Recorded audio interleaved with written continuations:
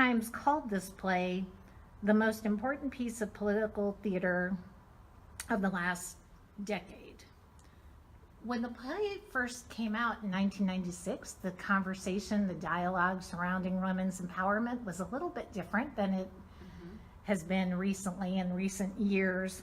Why was Ensler's play so impactful back then? When it came out, why did it make such an impact? Well, I think, like all good theater that's aimed towards, changing people's opinions about society and the way things work, I think it speaks to women.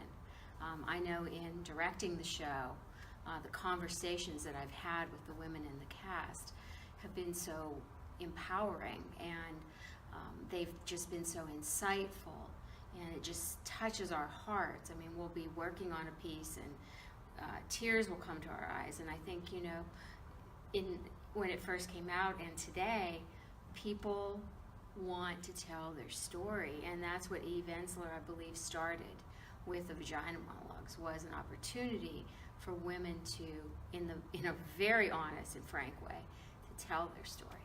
And this was, 20 years before the hashtag Me Too movement. Right. It's kind of sad we're still having these conversations today. Yeah.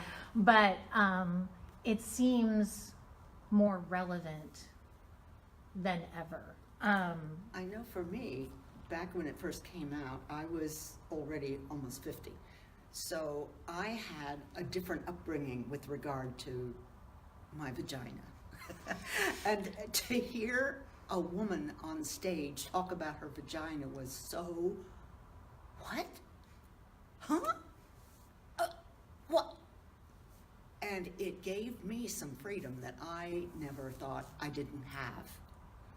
Do you know what I mean? Absolutely. Yeah. And you have been involved in this production. You said in a beautifully written blog post on the website, and I'll put a link to the website on our RDU on Stage website, that you would never not be part of this production. So it's meant so much to you personally, being involved the last couple of years. Last year you were 2 years, involved. right. So why is the show, being in it, why has that been so important to you, being a part of it? I think what I'm doing in the theater altogether is reaching out to people my age and younger. Well, that's everybody, isn't it? Just letting people know what is available, what freedoms they may not have thought about. And especially for people in my age group, retirees, some of us have not had the freedom that a lot of our younger actors have grown up with. And I think it's important to keep reaching out, keep letting women know how powerful they are, what freedoms they have access to, in spite of hashtag Me Too and all of that.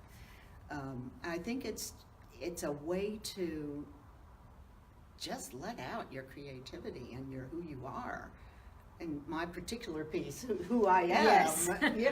It's I'm not going to give away the don't give it away. But it's very freeing, and I just feel like it's absolutely essential, especially for 6-year-olds, to get to know who they are and what their rights are and what their boundaries need to be, and that just is important to me.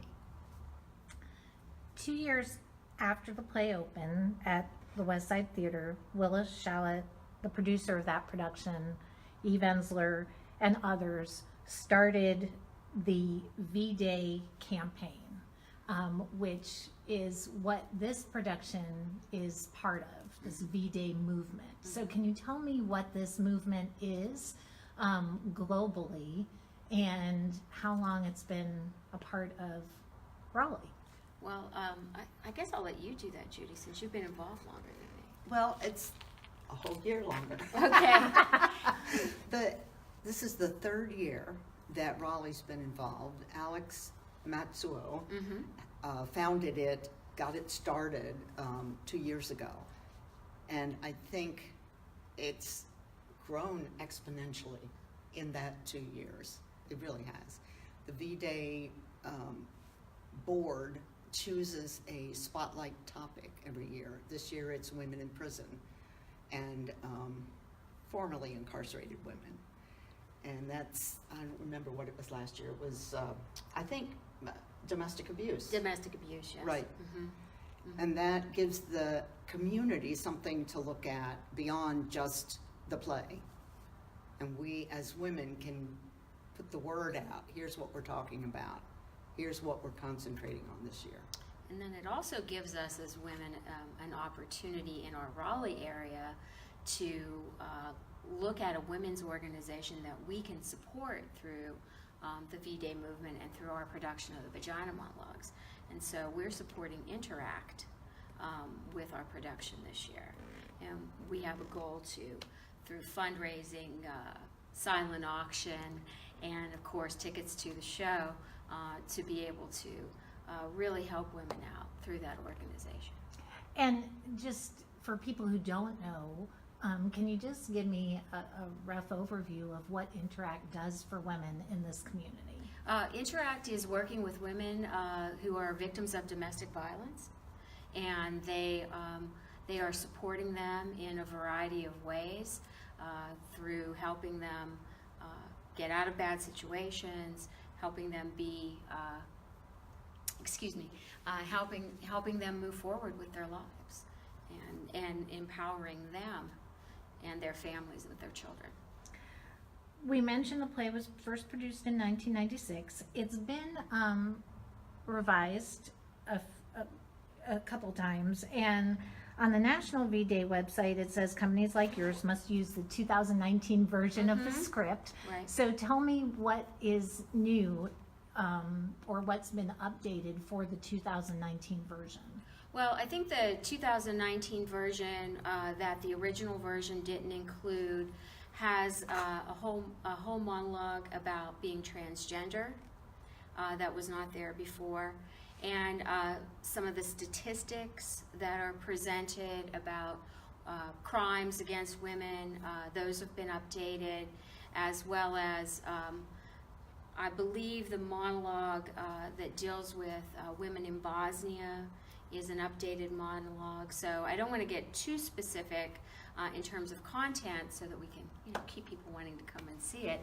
But those are some of the main ones that have been changed. When we talk about theater, and theater does so much, it teaches empathy, it entertains, it helps us connect with each other, the world around us. Right. I just think theater does so much. But when we talk about political theater, why do you think pieces like the Vagina Monologues are so important, especially now?